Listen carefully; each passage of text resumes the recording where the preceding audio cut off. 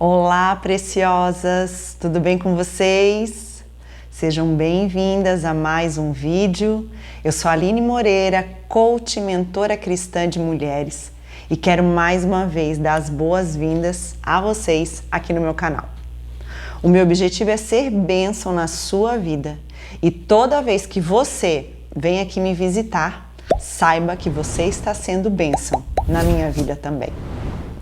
Bom, o tema do nosso vídeo de hoje é não morra no processo.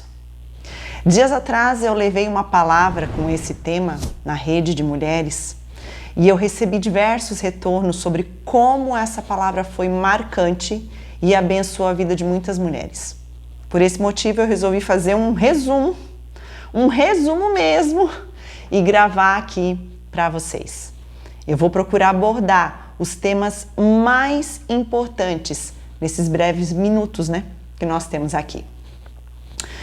Bom, para começar eu quero te dizer que não tem como falar de processo sem falar de propósito. Os processos acontecem por conta dos propósitos. Esse é o primeiro conceito básico que você precisa compreender para entender todo o restante daqui para frente. Os processos que nós passamos na nossa vida acontecem por conta de um propósito. Os processos, eles são como se fossem uma estrada que pavimenta o caminho até o nosso propósito. Ninguém, absolutamente ninguém veio a essa terra sem ter um propósito específico. Toda a criação de Deus tem um propósito. A natureza, você pode observar, a natureza, cada elemento da natureza, seja um animal, seja uma planta, qualquer um, tem um propósito e uma função e uma missão específica. Você já percebeu isso? Eu não sei se você já assistiu aqueles programas tipo National Geographic, Discovery, que mostra assim, as coisas da floresta, dos animais. E aí você descobre que uma aranha, não sei da onde, desse tamanhico, tem um super impacto em outros animais, dentro de uma floresta e etc. Bom, se os animais têm uma missão, eles têm um propósito, eles causam impacto onde eles estão, quem dirá o ser humano? Então grava aí para a gente começar entendendo. Toda a criação de Deus tem um propósito e você é criação de Deus. Eu, você e toda a humanidade somos criação de Deus. Deus, ele é intencional. Deus, ele não faz nada simplesmente por fazer. Deus não acordou num dia assim, não tenho nada para fazer, hoje vou criar a Maria, vou criar o Pedro, vou criar a Joana, vou mandar eles descerem lá para a terra. Não. Deus é intencional em tudo o que Ele faz. Tudo, absolutamente tudo que Deus faz tem uma intenção, tem um propósito. Toda a criação dele, mesmo aquilo que parece insignificante.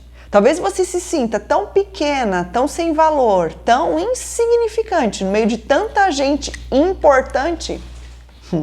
Você possui um propósito.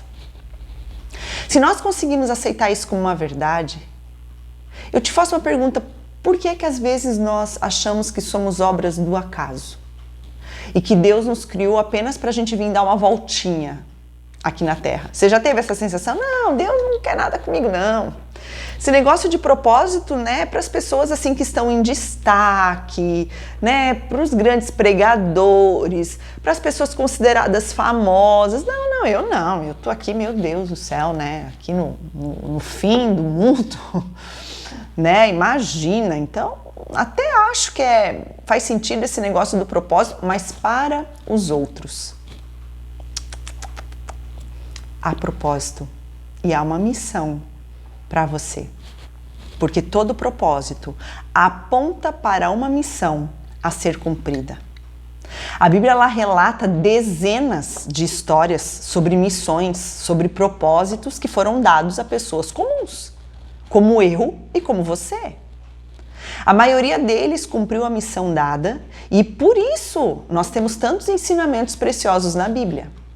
Agora vamos imaginar se Esther, Débora, Jael, Maria, Ruth e Sara tivessem falhado na missão. Que consequências isso traria? E agora eu trago a pergunta para nós. E se você se omitir, desistir, fingir que não tem missão, que nada está acontecendo?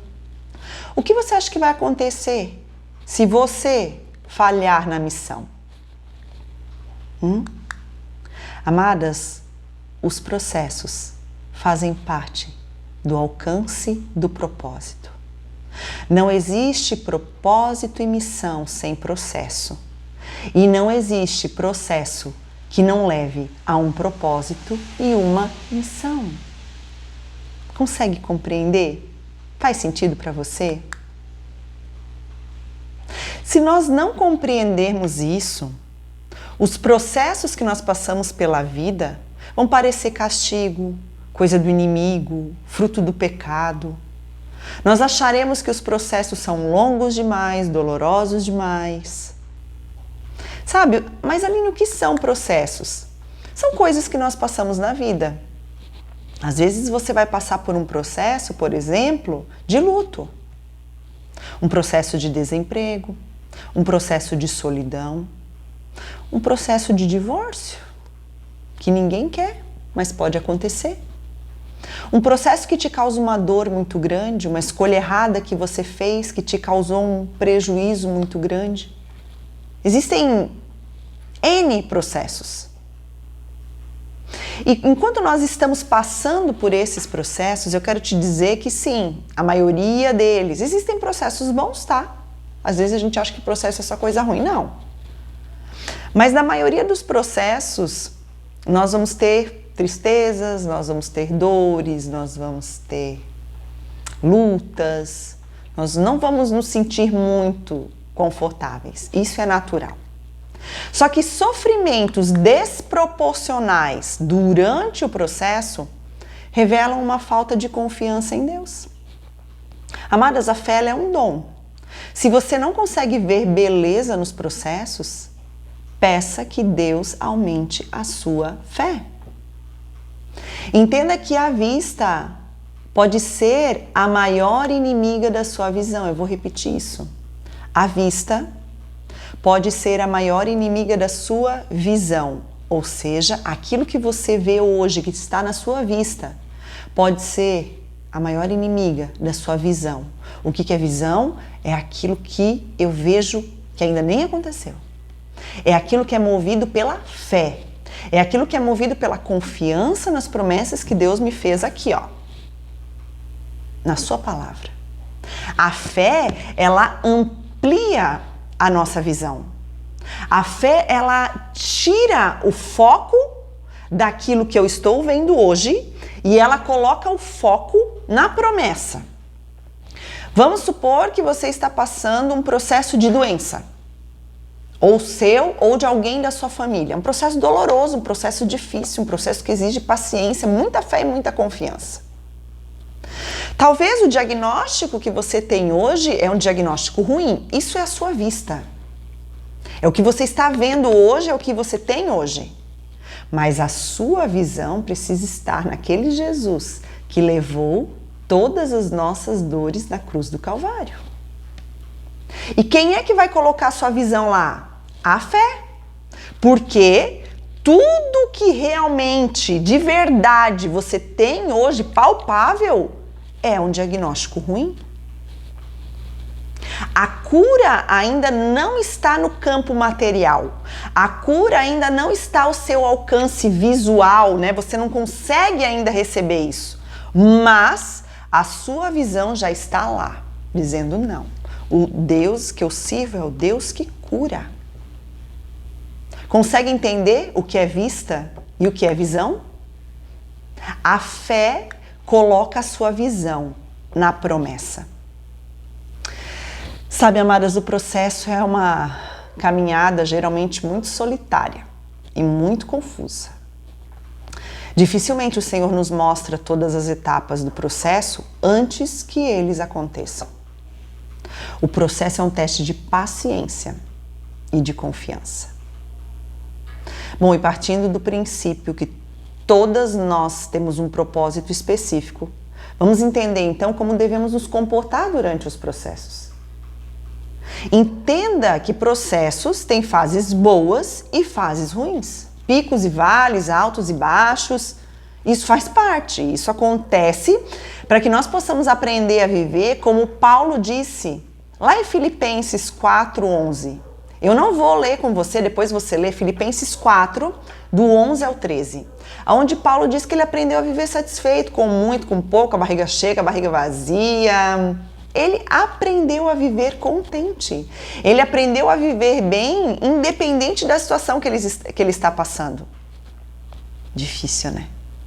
Mas é assim que nós deveríamos encarar os processos.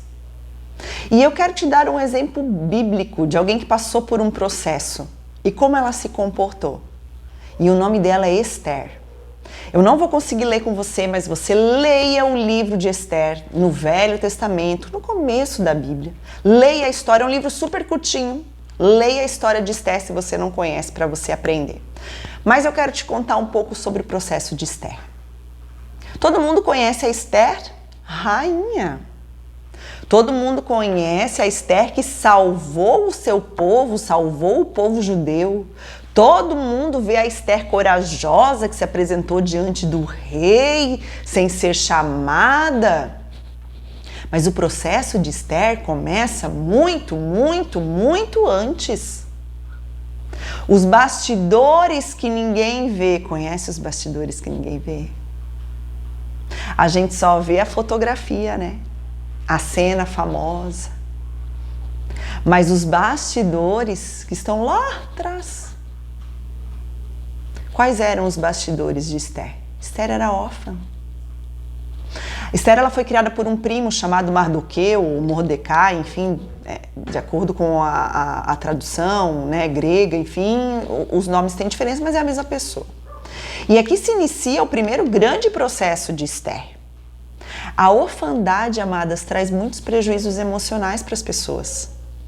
Isolamento, timidez excessiva, dificuldade de pertencer, de se sentir amada, de acreditar que tem valor. Geralmente, as pessoas órfãs, elas são pessoas marcadas pelo medo, pela baixa autoestima, por dificuldade de realizar as coisas. Essa era Esther, uma menina órfã. Bom, Esther cresce, ela vira uma mulher e ela se casa com o rei Assuero. E quando ela casa com o rei Assuero, ela descobre um plano para acabar com o povo judeu. Bom, havia um propósito na união de Esther com o rei Assuero. Talvez Esther nem queria casar com esse homem. Com certeza Esther ainda não sabia o propósito. E talvez ela não teve nem escolha. É muito provável que ela não pôde escolher. Assuero escolheu ela e ela teve que casar. A Bíblia não traz esses detalhes. Mas a cultura da época, o contexto da época nos mostra que talvez ela nem queria. Ela, como uma mulher criada nos princípios de Deus, o rei Assuero era virado um chapéu velho. Ele destituiu a rainha Vasti, que foi a rainha antes de Esther, porque a rainha não quis se apresentar numa festa que ele estava dando, com muita bebida, já estavam tudo bêbados, já estavam tudo lá, ela chamou a rainha disse que não ia, ele disse, então tá bom, então não vai mais ser rainha, escolhe outra, e escolheu Esther. Então você vê que não era assim, né? Não era um príncipe encantado, né? Então talvez Esther nem queria casar com ele, mas Esther obedeceu. Quando ela soube desse plano para acabar com os judeus, ela orou e jejuou por 3 dias. E ela pediu que o povo judeu fizesse a mesma coisa. Ela se esforçou, ela se sacrificou.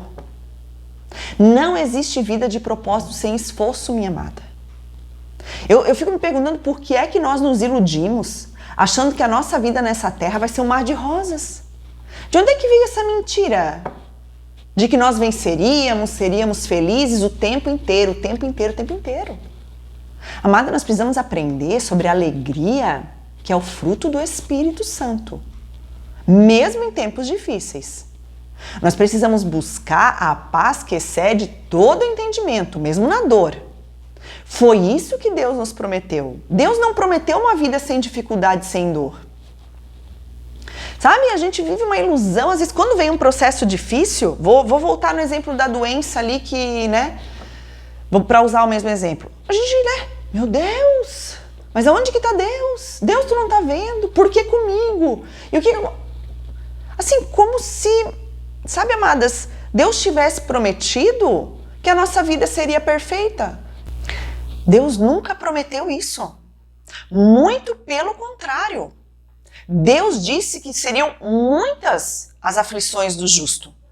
Deus disse que no mundo nós teríamos aflições. Ele não prometeu nada de vida perfeita, não. Isso é uma mentira que inventaram. E nós, para o nosso conforto, óbvio, acreditamos. E eu quero te perguntar, quem que é o dono do tempo? Deus. Deus estabelece o início e o fim do processo. É Ele. Mas deixa eu te contar um segredinho, que o seu processo pode se alongar de acordo com o seu comportamento. Lembra do povo de Israel no deserto? 40 anos andando e andando e andando e andando? Aquele não era o plano original de Deus, amada, mas o povo não facilitou a jornada. Leia Êxodo, para tu ver que povo, Cristo da glória, misericórdia. Deus era muito paciente com eles ainda. Aí quando Deus viu, bom, esse povo vai ter que aprender. Vamos dar uma volta no deserto então. Até que eles aprendam e possam entrar na terra prometida que emana leite e mel. Será que Deus está precisando te levar para dar uma volta? Para você aprender no teu processo? Quem sabe o teu processo está demorando mais do que deveria. Mas não é culpa de Deus, não. Dá uma examinada como você tem se comportado nos tempos difíceis. Bom, Esther descobriu, jejuou, orou com o povo e entrou na presença do rei sem ser chamada. E o rei não sabia até então que ela era judia. Bom, parece uma coisa simples, né? Ela era rainha, podia entrar na presença do rei. Não. Só se entrava na presença do rei quando ele chamava. E olha que o rei já estava um tempinho sem chamar Esther. Mas ela foi corajosa.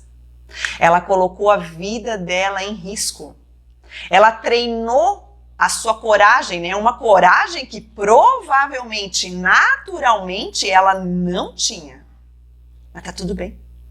Ela não tinha, mas Deus tinha.